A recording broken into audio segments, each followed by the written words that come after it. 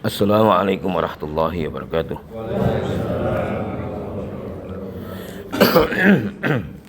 Alhamdulillahilladzi arsala rasulahu bil huda wa dinil haqq. Wassalatu wassalamu ala asyrafil anbiya'i wal mursalin wa ala alihi washabbihi ajma'in.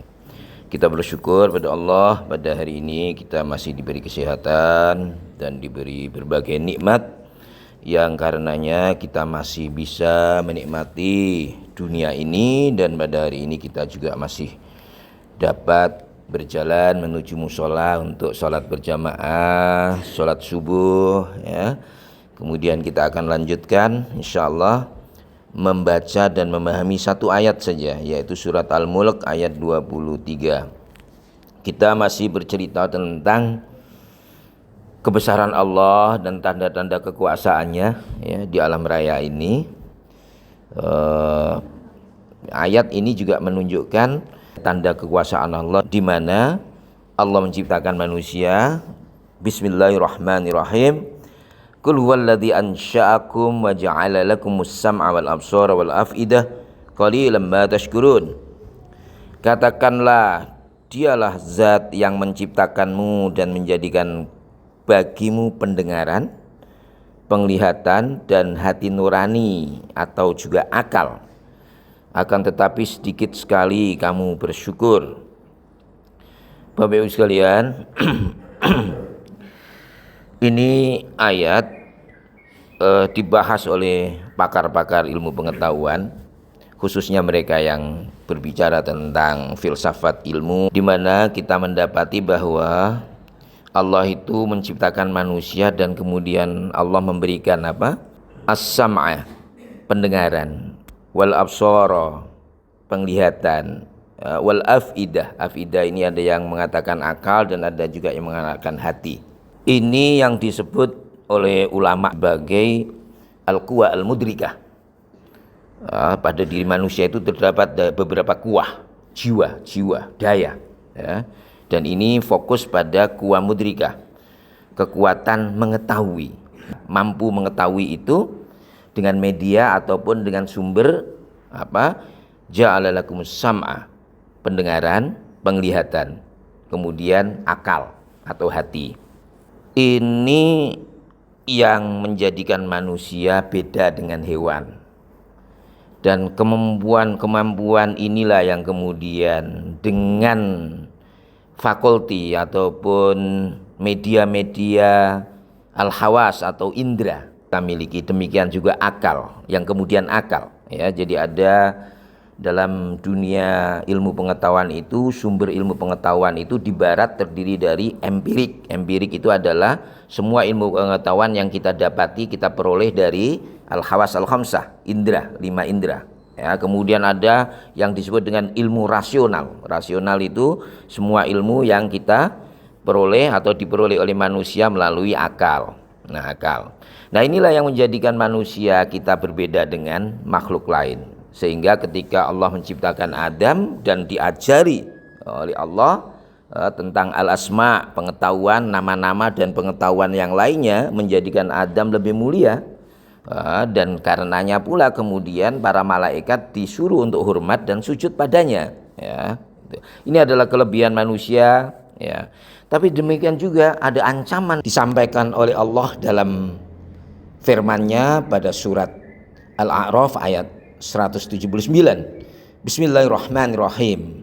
Walaqad dara'ana li jahannama katsiran minal jinni wal ins lahum qulubun la yafqahuna biha walahum a'yunun la yubsiruna biha walahum adhanun la yasma'una biha ulaika kal an'am balhum adall ulaika humul ghafilun. Sungguh kami benar-benar telah menciptakan banyak dari kalangan jin dan manusia neraka jahanam. Mereka memiliki hati yang tidak mereka pergunakan untuk memahami, dan memiliki mata yang tidak mereka pergunakan untuk melihat, serta memiliki telinga yang tidak mereka pergunakan untuk mendengarkan. Mereka seperti hewan ternak, bahkan lebih sesat lagi. Mereka itulah orang-orang yang lengah. Jadi bangsa jin dan bangsa manusia itu banyak dimasukkan oleh Allah ke dalam neraka. Karena apa? Karena sudah diberi telinga tidak mau mendengarkan ceramah-ceramah ya kan? Kemudian nggak pernah pergi ke ceramah, ya kan? Diberikan mata tadi itu sebagai media ilmu pengetahuan, tidak mau melihat kekuasaan Allah yang ada di sekitarnya, dan kemudian tidak melihat, ya, tentang keagungan Allah. Kemudian memiliki hati, memiliki akal, ya, memiliki akal, juga tidak mau berpikir untuk melihat mana yang benar dan mana yang salah, dan memilih mana yang benar untuk dilakukan dan mana yang salah yang harus ditinggalkan. Nah, sumber-sumber ilmu pengetahuan inilah, ya, yang menjadikan manusia lebih terhormat dibanding makhluk yang lain. Tetapi pada saat yang sama ada pertanggungjawaban di baliknya, di mana kalau kita tidak menggunakan secara benar bisa menyebabkan kita kemudian masuk neraka, ya, karena tidak menggunakan secara baik. Ini adalah sumber-sumber ilmu pengetahuan yang diakui oleh orang Barat maupun orang Islam. Cuma kemudian orang Islam mengembangkan bahwa fuad ini adalah di lain akal tapi juga hati. Maka orang Islam mengembangkan sistem ilmu pengetahuan bahwa sumber ilmu pengetahuan juga ada dalam hati atau bisa keluar dari hati manusia. Bapak Ibu sekalian, ini adalah yang disebut oleh ulama sebagai jiwa mudrikah, jiwa yang mengetahui. Di dalam diri manusia itu ada jiwa-jiwa yang lain, daya kekuatan yang lain, disebut sebenarnya daya nabati, ya, daya nabati, an-nafs an-nabatiyah, ya, jiwa nabati. Jiwa nabati itu apa? Jiwa nabati pada manusia itu seperti ada pada makhluk hidup yang lain. Nabati itu artinya apa? Tumbuh. Al-quwa al-munamiyah, yang bisa tumbuh. Al-quwa al-ghidaiyah, yaitu daya atau kekuatan makan, semua makan, ya. Semua yang hidup itu tumbuh, makan. Kemudian al-quwa al-muwallidah, berkembang atau ada beranak. Nah, ini adalah 3 unsur penting yang dimiliki oleh, ya, jiwa-jiwa yang dimiliki oleh flora fauna, ya, itu hewan, tumbuh-tumbuhan maupun manusia memiliki 3 jiwa ini. Jiwa apa tadi? Jiwa an-nabatiyah. Kemudian ada jiwa satu lagi, jiwa al-hayawaniyah. Pada diri manusia itu ada jiwa hayawaniyah. Jiwa hewani itu terdiri dari apa? Dari 2 unsur, yaitu jiwa syahwat, ingin segala sesuatu, ingin terus segala sesuatu. Tapi juga ada jiwa ghadabiyah, al-quwa al-ghadabiyah. Jadi pada diri manusia itu ada namanya jiwa hewani. Nah, dalam jiwa hewani ini terdiri dari 2 apa tadi? Keinginan segala sesuatu, itu namanya syahwat. Ingin makan yang paling besarnya, yang paling ini dan sebagainya, ya, semuanya tidak dilarang oleh Allah itu, asalkan tidak berlebihan, tidak mubadzir, ya kan. Yang kedua, menjalankan kewajibannya untuk zakat, sedekah, infak, ya kan, amal jariah dan sebagainya. Tidak dilarang untuk kaya, ya, kaya semampu mungkin. Ya, kita orang muslim harus banyak yang kaya. Naga 9 atau naga berapa itu, 11 itu bukan orang muslim. Nah, orang Islam harus kuat, harus kaya dan sebagainya supaya bisa memberikan sumbangan yang lebih banyak untuk umat atau untuk yang lain. Nah, jiwa ghadabnya apa contohnya? Yang jahat adalah jiwa yang jahat yang dipengaruhi oleh setan, ya, menjadikan jiwa ghadab, marah itu menjadi negatif. Seseorang yang punya syahwat yang kuat, ingin mencapai suatu tujuan, kemudian ada orang yang menghalangi, maka dia marah. Nah, ini namanya jiwa ghadab timbul pada manusia, itu ada marah, ya. Kalau jiwa yang tadi itu syahwani itu, ya, itu baik. Kalau diarahkan dengan baik, manusia ini tidak bisa hidup kalau tidak punya jiwa syahwani untuk punya cita-cita, untuk bisa naik tebing, ya, kemudian untuk mencapai sesuatu itu memerlukan jiwa itu. Tetapi dia harus dikendalikan, ya, nafsu ataupun jiwa yang seperti itu, syahwatnya seperti itu, makan bisa tapi harus dikendalikan. Itu baik. Kalau manusia nggak makan nggak bisa munamia tadi, jiwa maka nabatiannya tidak akan hidup kan gitu, ya kan? Nah, ghadab ini namanya emosi.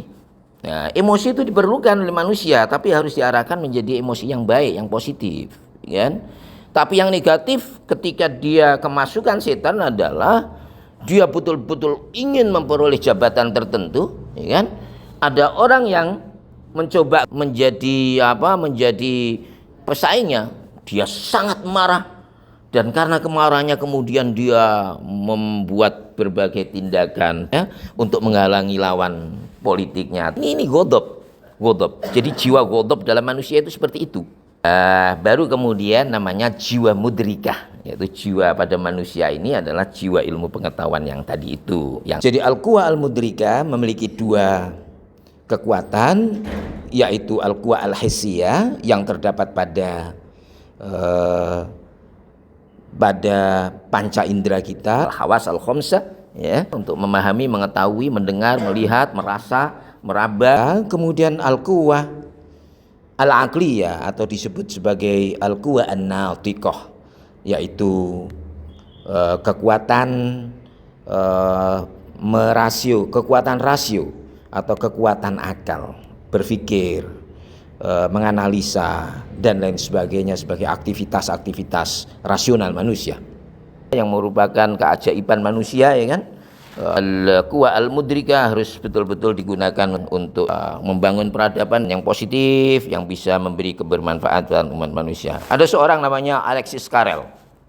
Dia itu seorang dokter, pakar dokter, pemenang hadiah Nobel pada tahun 1912. Dia berasal dari Prancis, Alexis Carrel. Alexis Carrel ini membuat buku sangat terkenal. Ya, setelah pengalaman dalam ilmu kedokteran, dia membuat buku Man the Unknown Being, manusia, makhluk misteri. Ya. Dalam bahasa Arabnya Al-Insan Dzalikal Kain Al-Majhul. Saya baca buku itu dalam versi bahasa Arabnya karena waktu itu kita sekolah di sana, ya kan? Itu betul-betul dokter yang dari Prancis itu mengakui keajaiban manusia itu sendiri dari berbagai aspeknya. Mulai dari anatominya yang dimiliki oleh manusia sampai aspek fisiologi, hubungan antar anatomi, gitu kan? Sampai kepada jiwa-jiwa yang mengetahui dan sebagainya, dan beberapa yang hidup di dalam diri manusia sampai jenis-jenis penyakit dengan rentetannya. Manusia itu misteri dan manusia itu adalah suatu keajaiban betul. Maka benar apa kata Quran, wa fi anfusikum afala tubsirun, dan pada diri kamu sekalian tidakkah kamu melihat tanda-tanda kekuasaan Allah. Kita tutup dengan bacaan hamdalah. Alhamdulillahirabbil alamin. Kita akhiri dengan bacaan doa. Bismillahirrahmanirrahim. Astaghfirullahaladzim, astaghfirullahaladzim, astaghfirullahaladzim. Astaghfirullahaladzim, astaghfirullahaladzim, astaghfirullahaladzim. Allahumma sholli ala sayyidina Muhammadin wa ala alihi washabbihi ajmain. Allahumma inna nas'aluka salamatan fid din wa afiyatan fil jasadi wa ziyadatan fil ilmi wa barakatan fil rizqi wa taubatan qabla al maut wa rahmatan indal maut wa maghfiratan ba'dal maut.